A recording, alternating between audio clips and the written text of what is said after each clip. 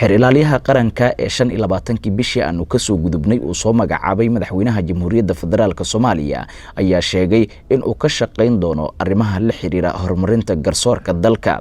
Dr. Saleebaan xeer ilaaliyaha qaranka ayaa sheegay in mas'uuliyad adag gacanta loo geliyay isla markaana loo baahan yahay in arrintaasi ay kala shaqeeyaan mas'uuliyiinta dawladda iyo cid kasta oo arrimaha garsoorka ku leh. Xeer ilaaliyaha cusub ee dalka ayaa xusay in si wanaagsan uu uga shaqeyn doono howlaha garsoorka isaga oo xusay in uu wax badan ka bedeli doono hanaanka garsoorka xilligan dalka lagu maamulo.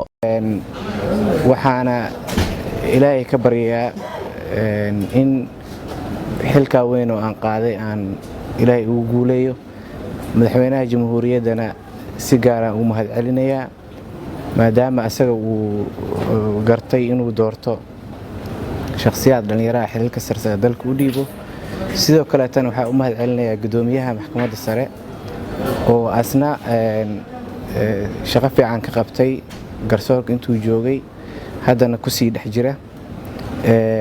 waxaan rajaynayaa hadduu ilaahay yiraahdo dardaarankii uu soo jeediyay gudoomiyaha intiina kaleeto kulligiin inaan wada qaato oo xilkaas aad dareentaan insha Allah tacaala meel kulley doorashada li doortay waxay ahayd waxba ligu tunsanaa macnaha in aan isbedeli doono.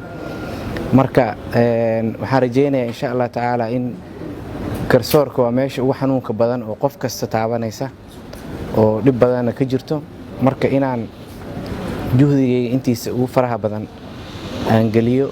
heerarka kala duwan ee waxbarashada ayuu ku soo qaatay waddanka Pakistan waxa uu baraka noqday jaamacad ku taala Puntland waxa uu la soo shaqeeyay hay'ado iyo ururo dawli ah iyo kuwa aan dawli ahayn sida guddiga dib u eegista dastuurka oo uu la taliyo u ahaa ka hor inta aanu madaxweynaha ku magacaabin xeer uu kaga mid noqonay 9 garsoore oo ka mid noqday December 2018 maxkamadda sare. 25 bishii tagtay ayuu madaxweyne Farmaajo u magacaabay xeer ilaaliyaha guud ee qaranka Dr. Suleymaan Maxamed Maxamuud kadib soo jeedin kaga timid gudoomiyaha maxkamadda sare ee dalka. Cabduqaadir Ciise, warbaahinta qaranka, magaalada Muqdisho. tan iyo markii madaxweynaha Jamhuuriyadda Federaalka Soomaaliya Maxamed Cabdilaahi Farmaajo uu magacaabay xeer ilaaliyaha cusub ee qaranka ayaa waxaa soo ifbaxayay dhaliilo badan oo kaga imaanaya dadka odarasa arrimaha la xiriira dhanka garsoorka iyo sidoo kale siyaasiyiinta mucaaradka ah ee dawladda ka soo horjeeda. Xasan Kaafi Xaaji Maxamed, Galmudug TV.